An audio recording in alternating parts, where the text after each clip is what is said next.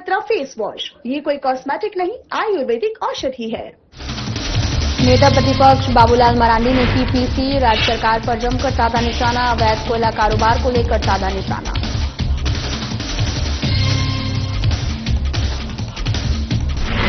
धनबाद में 4 labour code कानून का विरोध, मजदूर संगठन ने किया विरोध प्रदर्शन, सरकार के खिलाफ जमकर नारेबाजी।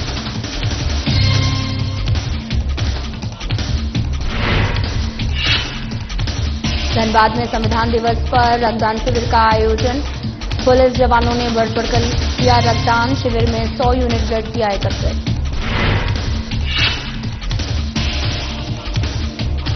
बोकारो में नियुक्ति पत्र वितरण समारोह आयोजित, 22 प्रशिक्षणार्थियों को दिए गए नियुक्ति पत्र, छात्रों ने सांस्कृतिक कार्यक्रम किए।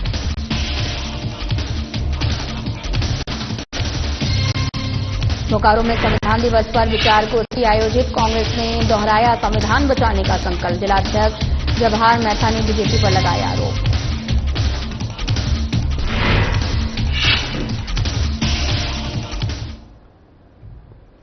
नमस्कार, मैं हूं आपके साथ अंकिता पाल। बुलेटिन की शुरुआत करते हैं। बीजेपी प्रदेश अध्यक्ष और नेता प्रतिपक्ष बाबूलाल मरांडी ने राज्य में बड़े पैमाने पर चल रहे अवैध कोयला कारोबार को लेकर राज्य सरकार पर निशाना साधा। बाबूलाल मरांडी ने प्रेस वार्ता के माध्यम से अवैध कोल व्यापार में मुख्यमंत्री आवास की भूमिका के भी संकेत दिए। उन्होंने कहा कि पहले कोयला चोर कोयला की चोरी का कमीशन पुलिस प्रशासन तक पहुंचाते थे, लेकिन अब हालात में बदलाव आया है। अब पुलिस प्रशासन और कोल माफिया साझेदारी में काम करते हैं। और इसके साथ ही कहा कि धनबाद में तैनात शीर्ष पुलिस अधिकारी कोयला के कारोबार में लिप्त हैं और सीधे इस धंधे को संचालित कर रहे हैं।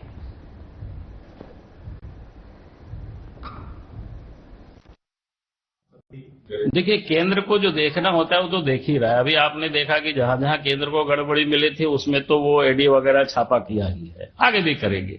लेकिन मैंने कहा कि यहां जो इस प्रकार से इलीगल कारोबार और सरकार के संरक्षण में जहां एसएसपी से लेकर के सारे पुलिस पदाधिकारी अगर शामिल हो तो फिर केंद्र क्या करेगी? सीसीएल या बीसीसीएल के लोग क्या कर पाएंगे? कितना क्या कर पाएंगे?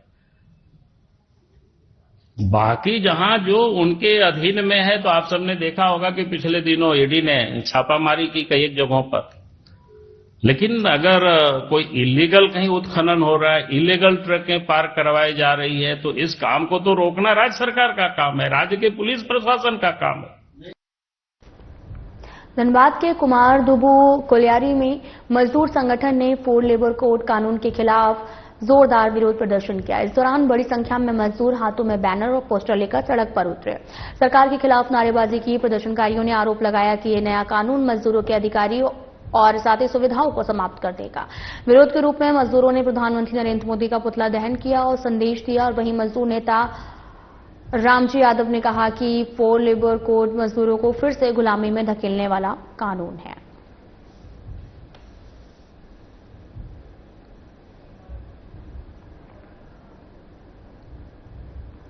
संविधान दिवस के अवसर पर धनबाद पुलिस लाइन में रक्तदान शिविर का आयोजन किया गया, जिसमें एसएसपी प्रभात कुमार से टीएसपी, सभी डीएसपी और बड़ी संख्या में पुलिस जवानों ने रक्तदान करके समाज के प्रति अपनी जिम्मेदारी निभाई। रक्तदान शिविर में 100 यूनिट ब्लड एकत्रित किया गया और इस कार्यक्रम का नेतृत्व सिविल सर्जन डॉक्टर आलोक विश्वकर्मा कर रहे हैं। मौके पर एसएसपी प्रभात कुमार ने कहा कि रक्तदान सिर्फ दान नहीं बल्कि किसी की जिंदगी बचाने का सबसे बड़ा माध्यम है। हमारे द्वारा दिया गया रक्त किसी जरूरतमंद के लिए जीवन दान साबित हो सकता है।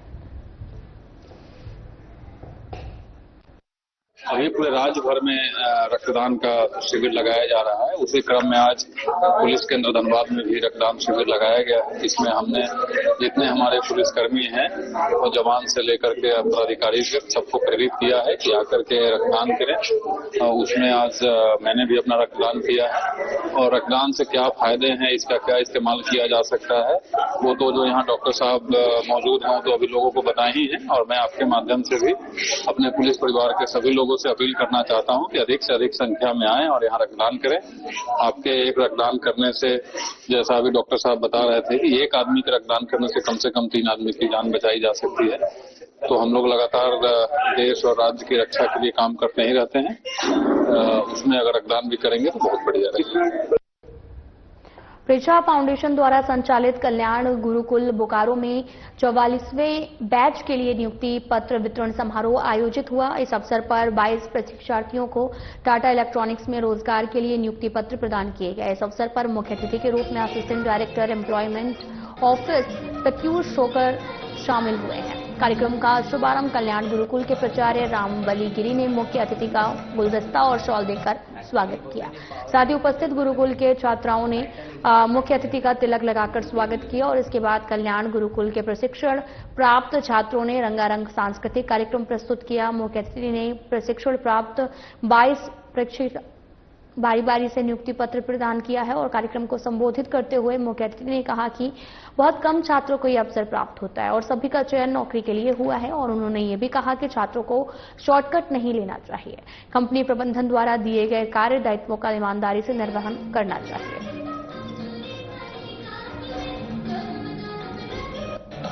सबसे पहले मैं ये बोलना चाहती हूँ कि मैं इस गुरुकुल में आई इसके लिए बहुत बहुत आभारी हूँ और ये ऑफर लेटर है जो कि राज्य तमिलनाडु है, वहाँ पर हम लोग जाने वाले हैं नौकरी के लिए और यहाँ पे इस गुरुकुल में आए जो हम लोग सीखे।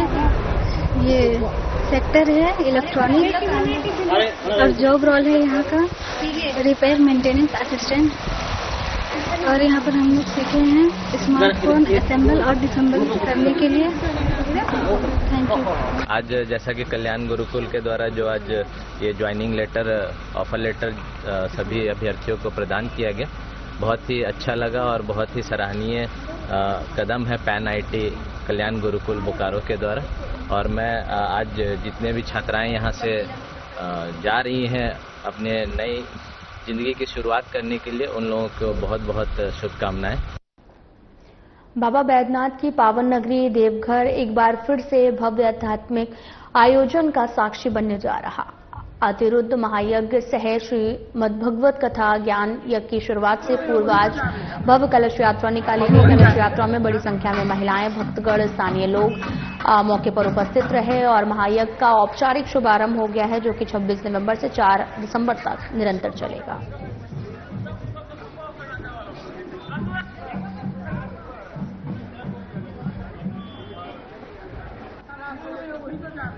तो वहीं बोकारो में संविधान दिवस के मौके पर शासकीय विद्यापति नगर में कांग्रेस द्वारा विचार गोष्ठी आयोजित हुई, जहां वक्ताओं ने कहा कि आज देश कठिन दौर से गुजर रहा। आज देश की सभी संस्थाओं पर बीजेपी कब्जा कर संविधान की मूलधारा में बदलाव का प्रयास नैतिक और अनैतिक तरीके से कर रही है, जो हमारे संविधान निर्माताओं के सपनों को चकनाचूर करने का प्रयास है और कांग्रेस ऐसा नहीं होने देगी। वहीं कांग्रेस के जिलाध्यक्ष जवाहर महाता ने बताया कि बीजेपी की सरकार देश की संविधान को बदलना चाहती है, लेकिन कांग्रेस ऐसा होने नहीं देगी। हम राहुल गांधी के नेतृत्व में संविधान बचाओ आंदोलन को नई गति देकर बीजेपी के मंसूबों का कामयाब नहीं होने देंगे। संविधान दिवस के मौके पर आज संविधान बचाने की भी जरूरत है। जिस तरह से संविधान के द्वारा पूरा हमारे देशवासियों को, गरीब, शोषित, पीड़ित सबको अधिकार देने का काम संविधान के द्वारा किया गया था। आज का समय ये भाजपा की सरकार जो पूरी तरह से देश में संविधान को नष्ट करना चाहता है, संविधान के से जिस तरह से संविधान को नष्ट करने का, चाहे वह प्रशासनिक पदाधिकारी हो, चाहे आज वोट चोरी की मामला हो, जिस तरह का भी बात है, पूरे संस्था को अपने कब्जा में इन्होंने कर लिया है और ये जो संविधान के द्वारा जो शक्ति दिया गया है उस शक्ति को ये नष्ट करना चाहता है। हजारीबाग रियल एस्टेट क्षेत्र में कम समय में अपनी मेहनत, ईमानदारी और गुणवत्ता के बल पर अलग पहचान बनाने वाले सौरभ जैन पटौदी हजारीबाग के एक भरोसेमंद नाम बन चुके हैं। सिर्फ कुछ ही सालों में उन्होंने 8 सफल प्रोजेक्ट पूरे किए, जिनमें हर प्रोजेक्ट ने न केवल ग्राहकों का विश्वास जीता बल्कि रियल एस्टेट सेक्टर में उत्कृष्टता का एक नया मापदंड स्थापित किया। अब वे अपने 9वें प्रोजेक्ट अर्म एन्क्लेव की शुरुआत करने जा रहे हैं, जिसका भूमि पूजन 14 नवंबर 2025 को बंगाली कॉलोनी हजारीबाग में शुभ मुहूर्त पर किया जाएगा। इस अवसर पर शहर के कई गणमान्य व्यक्ति, समाजसेवी और व्यावसायिक जगत से जुड़े लोग उपस्थित रहेंगे। झारखंड के हजारीबाग की बात कर रहे हैं, और ऐसे शख्सियत से आज बात करने जा रहे हैं जो किसी के सपनों को पूरा कर सकते हैं। क्योंकि हर किसी के लोगों की एक ख्वाहिश रहती है, अच्छा मकान हो, वो मकान अपना हो और मकान लेने के बाद एक बड़ी गाड़ी भी हो। आज ऐसे शख्सियत से बात करने से पहले अपने दर्शकों को बता दें कि अब तक अगर हृदयनगर जिले की अगर हम बात करें तो 8 प्रोजेक्ट इन्होंने कंप्लीट किया। कम उम्र में एक बेहतर सेवा, 24/7 लोगों के बीच रहकर अनुभव, शालीनता, व्यक्तित्व का आज सबसे पहले सादा प्लस न्यूज में आपका स्वागत व अभिनंदन है। धन्यवाद, थैंक यू। आपके सभी दर्शकों को नमस्कार। इस प्लेटफॉर्म को आपने चुना, कैसा लगता है ये प्लेटफॉर्म आपको? जी, ये बचपन से मेरा पसंदीदा फील्ड था। कंस्ट्रक्शन लाइन से बचपन से हम लोग जुड़े हुए कि फादर भी मेरे कंस्ट्रक्शन लाइन में थे। बचपन से हम लोगों को मेरे शौक था कि कंस्ट्रक्शन लाइन में ही जाए। तो शुरुआत हमने गवर्नमेंट काम से शुरू किया। 2004 में मैंने गवर्नमेंट काम में अपना हाथ डाला और कुछ अनुभव पाने के बाद फिर 2013 में मैं रियल एस्टेट में आया, जिसका पहला प्रोजेक्ट हम लोगों ने बंगाली कॉलोनी में कनक रेसिडेंसी से शुरू किया। 2013 से अभी 2025 हुआ है, 12 साल में हम लोगों ने 9 प्रोजेक्ट कंप्लीट किया है और आगे भी हम लोगों के अभी बहुत सारी प्रोजेक्ट है जो धीरे धीरे लॉन्च हो। एक सवाल उत्तर सौरभ जी, चूंकि आप इस लाइन में हैं तो बहुत से ऐसे भी होगी कंस्ट्रक्शन जो कंप्लीट किए हैं, उसमें वहां आपका काम चल रहा है, दूसरा और काम चल रहा है, तो कभी ऐसा नहीं लगता यार इसी ट्रैक को ही चुने, क्यों? बहुत टेंशन से भी ऐसा फील हुआ क्या? देखिए, टेंशन तो हर फील्ड में है और एक अच्छा अनुभव ये लगता है कि हमारे माध्यम से 1000-2000 लोगों का घर चल रहा है। 1000-2000 घरों का राशन पानी का हम लोग व्यवस्था कर पाते, भगवान हमें उस लायक बनाया है। तो मैं तो यही चाहता हूं कि इस लाइन में और जुड़ूं ताकि मैं 5000-10,000 लोगों को रोजगार दे पाऊं। यही हमारा सपना है कि जितना से ज्यादा लोग हमारे कंपनी से जुड़े और मैं जितना ज्यादा से ज्यादा लोगों को रोजगार दे पाऊं। देखिए, कहावत भी है कि सपना को पूरा करते हैं आप एक अच्छी घर देते हैं और विगत दिनों में आपने एक ड्रॉ करवा कर गाड़ियां भी दी। क्या था वो पूरा? वो हम लोगों का 1 महीने का, मैंने बहुत दिन से मेरे मन में था, तो ये मौका अच्छा था कि धनतेरस और दशहरा के बीच में 1 महीने का हम लोगों ने अपने कंपनी में 2 प्रोजेक्ट अभी हमारी रनिंग है। तो उसमें जो भी सदस्यों ने या जो भी फ्लैटियर ने बुक कराया था 22 सितंबर से 22 अक्टूबर, तो हम लोगों ने बहुत ही बम्पर लॉटरी निकाला था जिसमें 17 लोगों ने फ्लैट लिया था 1 महीने के दौरान, जिसमें फर्स्ट प्राइज ब्रीजा गाड़ी थी जो 10-11 लाख की गाड़ी होती है। सेकेंड प्राइज रॉयल एनफील्ड की बाइक थी 3 लाख की। थर्ड प्राइज स्कूटी थी। और जितने भी फ्लैटियर्स जो भी बुक कराए जिनको प्राइजेस फॉर सेकंड थर्ड नहीं मिल पाया, उनको हम लोगों ने एक 5 ग्राम सोने का सिक्का कॉन्सोलेशन प्राइज में सभी को दिया। बोकारो उपायुक्त कार्यालय के समक्ष झारखंड राज्य आजीविका कर्मचारी संघ की जिला इकाई के बैनर तले अपने 5 सूत्री मांग को लेकर 5 से L8 तक के कर्मियों द्वारा उनके बोकारो जिला अध्यक्ष जानकी महतो के नेतृत्व में अनिश्चितकालीन धरना दिया जा रहा है। हड़ताल कर्मी नदीम ने बताया कि कई वर्षों से वे अपनी मांगों को लेकर सरकार के समक्ष अपनी शिकायत दर्ज कर रहे हैं, लेकिन अभी तक उनकी मांगों पर कोई भी ध्यान नहीं दिया गया। उन्होंने बताया कि हमारी 5 प्रमुख मांगों में NSAMU पॉलिसी को बिना किसी संशोधन के लागू करना, पलाग JS LPS को सोसाइटी एक्ट से हटकर आजीविका कर्मियों को राजकर्मी का दर्जा देना है।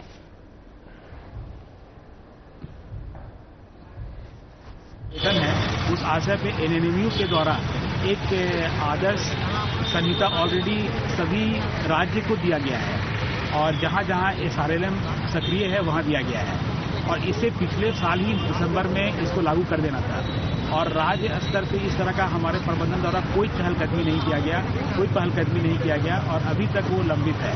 तो अगर वो नया NNMU HR पॉलिसी अगर लागू कर दिया जाता है तो ऐसे ही हमारी जो मांगे हैं, जो हम लोग अलग अलग बिंदुओं पे मांग कर रहे हैं, वो सब उसमें समाहित हो जाएंगी। संत कोलंबस हॉस्पिटल द्वारा आगामी 2 दिसंबर और 3 दिसंबर को 2 दिवसीय स्वास्थ्य मेला आयोजित किया जा रहा है और इस मेले का उद्देश्य जरूरतमंद लोगों को बेहतर स्वास्थ्य सेवाएं एक ही छत के नीचे उपलब्ध कराना है। कार्यक्रम के तहत में डॉक्टर परामर्श, BP जांच, कैंसर स्क्रीनिंग जैसी तमाम जांचें जो हैं वो की जा रही हैं।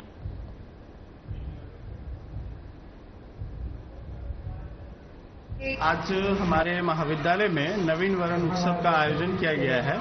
जो सत्र है बीएड हमारा 25-27 उसके लिए आज नवीन वरण किया गया। नए बच्चों का आज से पहला उनका आगंतुक है, उनका आज हम लोग भव्य सभागार में भव्य आयोजन के साथ उनका स्वागत किए और आज से पठन पाठन उनका प्रारंभ हो रहा है। और एक समाज को एक अच्छा शिक्षक बनने के लिए जितनी ट्रेनिंग होती है, हम लोगों का पूरा सभी शिक्षकों का ये प्रयास रहता है कि इस नवीन वरण उत्सव के साथ उनका शुभारंभ हो और मंगल कामना के साथ ठाकुर स्वामी जी और शारदा माँ का आशीर्वाद ब्लेसिंग के साथ हम उन बच्चों को देते हुए आज उनका प्रारंभ करते हैं, शिक्षा का प्रारंभ करते हैं। कितने बच्चे शामिल है नए सत्र में? 100 बच्चे शामिल हैं इस नवीन वरण उत्सव में, क्योंकि हमारा जो नामांकन है 25-27 बीएड का वो ऑलरेडी हो चुका है, इसीलिए हम लोगों ने आज नवीन वरण उत्सव बच्चों के लिए रखा।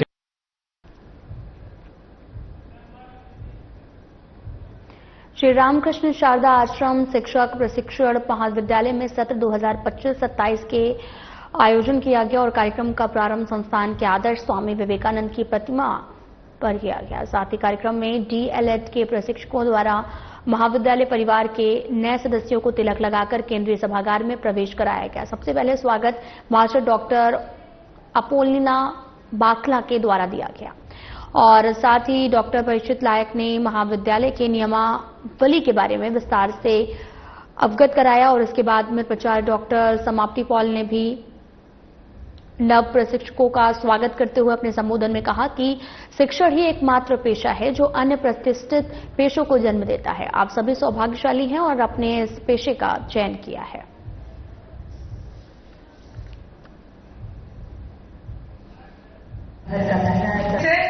आज हमारे महाविद्यालय में नवीन वरण उत्सव का आयोजन किया गया है। जो सत्र है बीएड हमारा 25-27 उसके लिए आज नवीन वरण किया गया। नए बच्चों का आज से पहला उनका आगंतुक है, उनका आज हम लोग भव्य सभागार में भव्य आयोजन के साथ उनका स्वागत किए और आज से पठन पाठन उनका प्रारंभ हो रहा है। और एक समाज को एक अच्छा शिक्षक बनने के लिए जितनी ट्रेनिंग होती है, हम लोगों का पूरा सभी शिक्षकों का ये प्रयास रहता है कि इस नवीन वरण उत्सव के साथ उनका शुभारंभ हो और मंगल कामना के साथ ठाकुर स्वामी जी और शारदा माँ का आशीर्वाद ब्लेसिंग के साथ हम उन बच्चों को देते हुए आज उनका प्रारंभ करते हैं, शिक्षा का प्रारंभ करते हैं। कितने बच्चे शामिल है नए सत्र में? 100 बच्चे शामिल हैं इस नवीन वरण उत्सव में, क्योंकि हमारा जो नामांकन है 25-27 बीएड का वो ऑलरेडी हो चुका है, इसीलिए हम लोगों ने आज नवीन वरण उत्सव बच्चों के लिए रखा। संत कोलंबस हॉस्पिटल द्वारा आगामी 2 दिसंबर और 3 दिसंबर को 2 दिवसीय स्वास्थ्य मेला आयोजित किया जा रहा। इस मेले का उद्देश्य जरूरतमंद लोगों को बेहतर स्वास्थ्य सेवा एक ही छत के नीचे उपलब्ध कराना। कार्यक्रम के तहत डॉक्टर परामर्श, बीपी जांच, कैंसर स्क्रीनिंग, मुफ्त दवा वितरण, एंटीजन जांच, नेत्र जांच सहित तमाम सुविधाएं एक ही छत के नीचे उपलब्ध कराई जा रही। जी, ये जानकारी देने के लिए किया गया है कि स्वास्थ्य मेला हम लोग आयोजित कर रहे हैं। 2 से 2 तारीख और 3 तारीख को 2 दिन का स्वास्थ्य मेला है। इसके अंदर सभी तरह के मरीज जो भी इसका लाभ लेना चाहें, चाहे बुजुर्ग हो, महिला हो, बच्चे हों, सभी लोग इसका लाभ उठा सकते हैं। इस 2 दिन के अंदर हम लोग कोशिश करेंगे कि ज्यादा से ज्यादा लोग को कैटर कर सके। इसके अंदर आपको जो है कि सारे डिपार्टमेंट के सारे तरह के डॉक्टर हैं यहाँ पे, चाहे न्यूरो के हो, मेडिसिन के हो, सर्जरी के, ऑर्थो के, डेंटल के, सभी डॉक्टर्स हैं, जिससे सारे लोगों का परामर्श आपको फ्री ऑफ कॉस्ट में मिल रहा है। प्लस कोई भी मेडिकेशन रिक्वायर्ड होगा तो मेडिसिन उनको दिया जाएगा। साथ ही साथ हम लोग हीमोग्लोबिन और मल्टीविटामिन तो लगभग सारे पेशेंट्स को हम लोग प्रोवाइड करेंगे, जिससे इसकी कमी तो लगभग सबके अंदर होता है। उसके अलावा जांच के अंदर हम लोग जो है कि वाइटल्स हमारा तरफ से किया जा रहा है। इसके अंदर बीपी है, शुगर है, ये अपना हीमोग्लोबिन टेस्ट है, ये सब इंक्लूड कर रहे हैं। प्लस जो भी टेस्ट हमारे यहाँ उसके अलावा रिक्वायर्ड होगा उसके अंदर काफी बड़ा डिस्काउंट, 30% के डिस्काउंट पर हम लोग पैथोलॉजी लैब करेंगे या फिर अल्ट्रासाउंड होगा या एक्सरे होगा, तो वो सबके ऊपर भारी छूट दी है। धनबाद पुलिस अब अधिक आधुनिक और सुविधाजनक दिशा में आगे बढ़ रही है। बेहतर पुलिसिंग और पुलिस कर्मियों के लिए अनुकूल वातावरण बनाने के उद्देश्य से पुलिस लाइन में सौंदर्यीकरण और बुनियादी ढांचे को मजबूत किया जा रहा है। पुलिस लाइन में प्रशिक्षण और फिटनेस के लिए ग्राउंड को बेहतर किया जा रहा है। ये तो लगातार यहाँ काम चल रहा है। जैसा आप देख रहे हैं कि पिछले लगभग 5-6 महीने में सबसे पहले यहाँ एक ग्राउंड की कमी थी, तो हम लोगों ने ग्राउंड बनवाया। उसके बाद एक हॉल, मल्टीपर्पज हॉल चाहिए था, वो हॉल अभी निर्माणाधीन है। उसके बाद यहाँ जितनी सरकारी गाड़ियाँ थी, बस है, ट्रक है, 407 है, वाटर कैनन है, इसके अलावा छोटी गाड़ी, 2 व्हीलर्स, बहुत लगभग 60-70 गाड़ियाँ। चतरा पुलिस अधीक्षक सुमित कुमार अग्रवाल ने सदर थाना परिसर से जिले में सड़क सुरक्षा अभियान को लेकर हरी झंडी दिखाकर सड़क सुरक्षा वाहन को रवाना किया। पुलिस अधीक्षक ने अभियान के दौरान नागरिकों को ट्रैफिक के मूल नियमों जैसे कि हेलमेट पहनना, सीट बेल्ट लगाना, गति से वाहन चलाना और साथ ही मोबाइल का उपयोग नहीं करने के साथ लोगों से अपील की है। लगातार ऐसा देखा जा रहा है कि एक्सीडेंट के केसेस बढ़ रहे हैं और लोग जो है यातायात के नियमों का पालन नहीं कर रहे हैं। हम लोगों ने प्रोसिक्यूशन भी काफ़ी बढ़ाया है और काफ़ी लोगों को हम लोगों ने प्रोसिक्यूशन के तहत नियमों का पालन करने के लिए अनुरोध किया। उसी के तहत आज एक जागरूकता अभियान चतरा में चलाया जा रहा है, जिसमें हम लोगों को अनुरोध कर रहे हैं कि आपका जीवन केवल आपका जीवन नहीं है, आपके परिवार के लिए भी आपका जीवन है, माता पिता के लिए, बच्चों के लिए, वाइफ के लिए।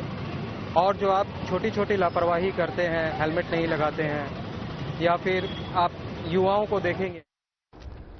धनबाद में लगातार आपको बताते चलें कि बढ़ते ट्रैफिक जाम को देखते हुए प्रशासन ने बड़ा निर्णय लिया है। अब रेलवे स्टेशन का बस पड़ाव पूजा टॉकीज इलाके से संचालित होगा और वहीं इस फैसले का बस ऑनर एसोसिएशन ने विरोध किया। गया पुल अंडरपास और साथ ही बरमसिया ओवरब्रिज निर्माण की वजह से श्रमिक चौक और स्टेशन रोड पर हर दिन भारी जाम लगता है। ट्रैफिक विभाग का कहना है कि सिर्फ मैन पावर से जाम नियंत्रित करना मुश्किल हो रहा है। अभी तक तो हम लोग को प्रशासनिक जानकारी नहीं मिली है। हिंदुस्तान पेपर में दिया गया है, ये पेपर के माध्यम से हम लोग को जानकारी मिली है। और गाड़ी का रूट किधर दिया जाएगा, मान लीजिए पूजा टॉकीज से गाड़ी निकलेगा किधर। शासन निर्णय ले रही है कि इसमें हम लोग तो कुछ कर नहीं पाते हैं, न कर पाएंगे। प्रशासन गलत है। गिरिडीह में उत्पाद विभाग की बड़ी सफलता मिली है, जहां डुमरी में अवैध शराब से लदे ट्रक को जब्त किया गया है और बंगाल से बिहार की ओर भारी मात्रा में शराब की खेप भेजी जा रही थी। गुप्त सूचना के आधार पर की गई कार्रवाई में एक ट्रक से चंडीगढ़ निर्मित 800 पेटी शराब बरामद की गई। बरामद माल की अनुमानित कीमत 75 लाख रुपए अधिक बताई जा रही है, जो ट्रक को रास्ते भर स्कॉट कर दी थी। और साथ ही अधिकारियों का यह भी कहना है कि तस्कर कृषि उपज का आवरण बनाकर लगातार शराब की तस्करी कर रहे थे।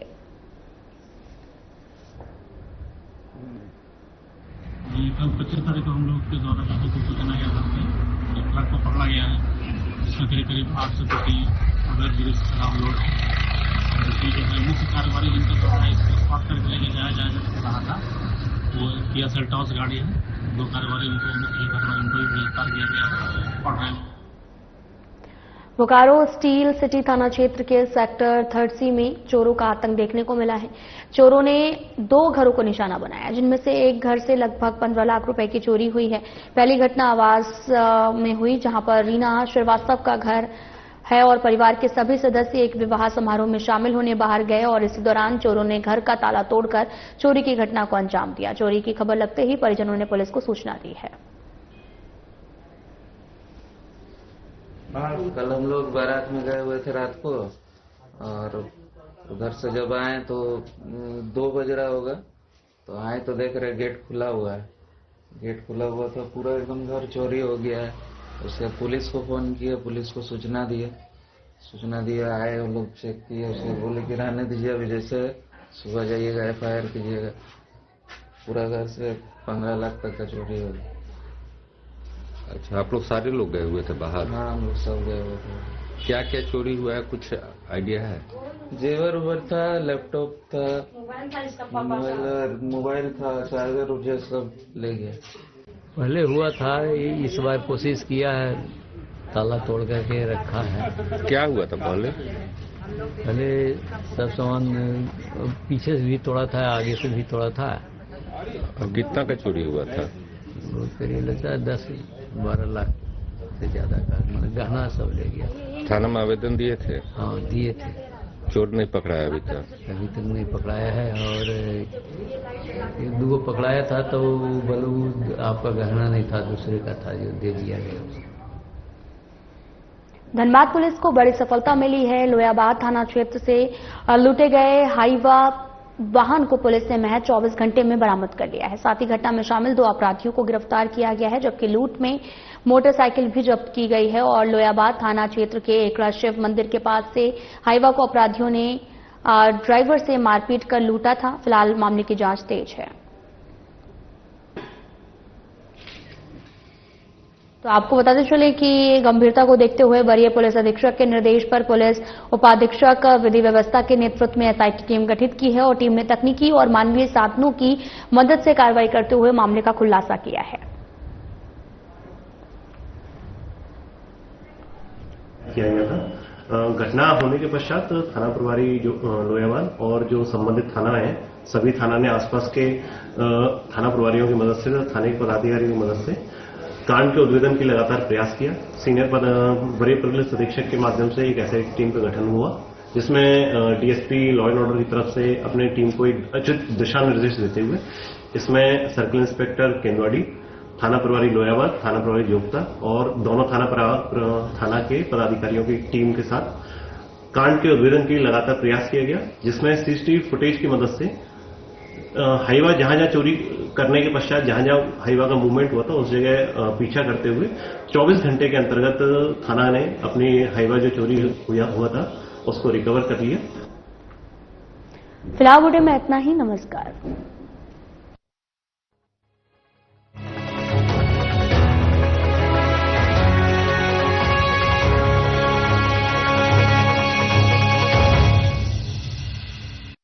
क्या आप दुबले पतले कमजोर हैं? आप